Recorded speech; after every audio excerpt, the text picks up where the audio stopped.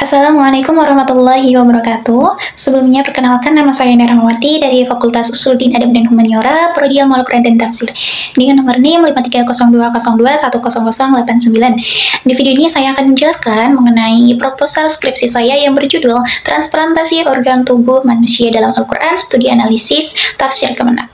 Yang pertama, mengenai alasan saya mengambil judul ini, yaitu berangkat dari keadaan masa kini, di mana saat ini telah mengalami globalisasi yang sangat pesat, kemajuan yang sangat pesat, sehingga memunculkan berbagai penemuan baru, terutama salah satunya yaitu pada transplantasi organ tubuh manusia. Yang pada awalnya organ tubuh manusia ini hanya pada lingkup keluarga, namun seiring dengan perkembangan zaman, apalagi mengalami kemajuan yang sangat pesat, ya bisa dibilang cukup pesat perkembangannya, sehingga transplantasi juga mengalami perkembangan, sehingga semakin meluas. Yang tadinya transplantasi itu hanya bisa dilakukan dalam lingkup keluarga, namun saat ini bisa dilakukan oleh siapapun, bahkan dengan hewan. Jadi karena transplantasi ini mengalami perkembangan dengan seiringnya terjadinya perkembangan teknologi informasi, maka muncullah argumen yang berbeda. Terjadi perbedaan pendapat mengenai transplantasi Al-Quran, terutama dalam pandangan Al-Quran. Dan tentunya transplantasi pada saat ini itu kan pada dasarnya transplantasi itu digunakan hanya untuk pengobatan. Namun pada masa modern ini ternyata saya menemukan banyak sekali yang melakukan transplantasi, namun tidak untuk pengobatan, melainkan untuk untuk mempercantik diri. Nah, gitu. Dan sepertinya untuk itu cukup menarik gitu jika diteliti pada era modern ini, karena pada era modern ini juga ternyata cukup banyak yang melakukan transplantasi itu. Karena semakin majunya transplantasi, sehingga alat-alat medis juga ikut memiliki kemajuan, sehingga transplantasi itu bisa dilakukan dengan berbagai cara gitu. Dan berbagai macam jenis transplantasi juga bisa dilakukan. Jadi, oleh karena itu, meneliti transplantasi ini, apalagi juga masih banyak, saya menemukan di media sosial yang masih banyak juga yang belum memahami mengenai transplantasi organ tubuh manusia, tentunya dalam pandangan Islam, dalam pandangan Al-Quran gitu. Jadi saya cukup tertarik untuk meneliti mengenai transplantasi organ tubuh. Dan mengapa saya menggunakan tafsir Kemenak? Karena menurut saya dalam tafsir Kemenak ini sangat relevan jika digunakan untuk era modern saat ini. Setelah saya membaca dari pembahasan dalam tafsir Kemenak, di dalamnya itu ternyata juga mestinya bisa menyesuaikan dengan keadaan zaman sekarang. Karena pada dasarnya kitab tafsir Kemenak ini itu lahir ketika Indonesia mengalami kekosongan penafsiran Al-Quran.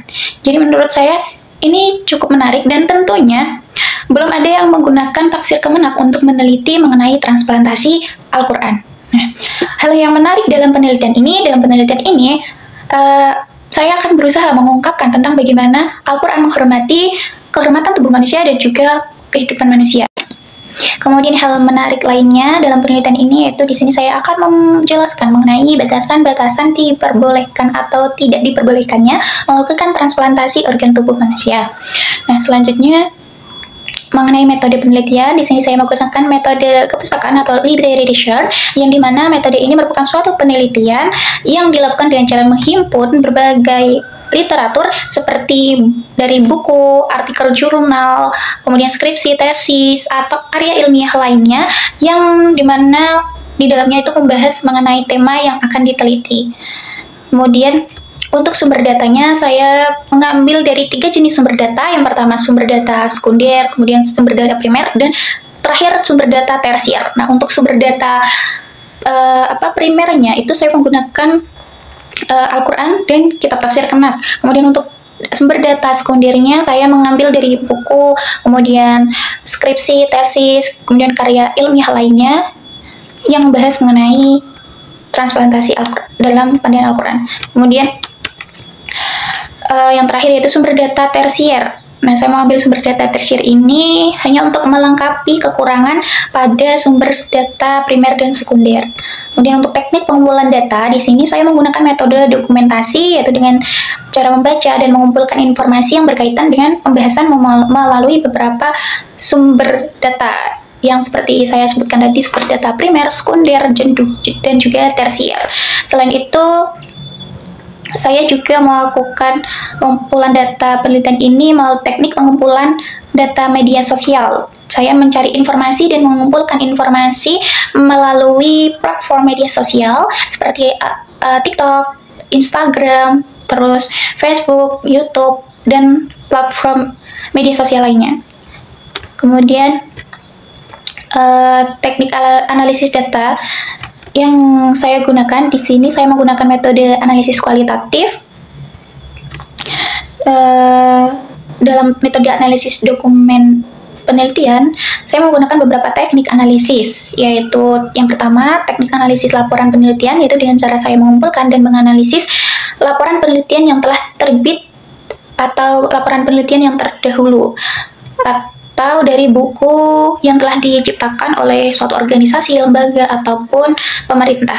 Kemudian yang kedua yaitu teknik analisis artikel jurnal, yaitu dengan saya mengumpulkan dan menganalisis artikel jurnal dan karya skripsi, tesis, dan karya ilmiah lainnya. Kemudian yang ketiga yaitu teknik analisis media dan berita. Di sini saya mencari informasi dan juga mengumpulkan informasi melalui platform media sosial yang seperti saya sebutkan tadi, seperti Instagram, TikTok, YouTube, dan lain sebagainya. Kemudian yang terakhir yaitu mengenai sistematika penulisan. Di sini pada bab pertama saya akan menguraikan mengenai latar belakang masalah, rumusan masalah, tujuan penelitian, manfaat penelitian, landasan teori, tinjauan pustaka, metode penelitian, dan sistematika penulisan penelitian. Kemudian pada bab 2 yaitu landasan teori. Pada bab ini saya akan menjelaskan mengenai istilah transplantasi, pengertian transplantasi, macam-macam transplantasi, tujuan dan syarat melakukan transplantasi, dan juga dampak melakukan transplantasi, dan juga tentang pandangan 4 mazhab terhadap transplantasi. Kemudian pada bab 3 saya akan menjelaskan mengenai pandangan Al-Quran terhadap transplantasi organ tubuh manusia. Kemudian pada bab 4, tadi bab 3, kemudian pada bab 4 saya akan menjelaskan mengenai transplantasi dalam tafsir Kemenak. Kemudian pada bab 5 itu penutup yang berisi tentang kesimpulan dan juga saran. Nah, pada bagian penutup ini penulis akan menjelaskan mengenai kesimpulan dari jawaban pertanyaan pada rumusan masalah. Mungkin segitu saja penjelasan dari saya. Jika banyak kurangnya, saya mohon maaf. Wassalamualaikum warahmatullahi wabarakatuh.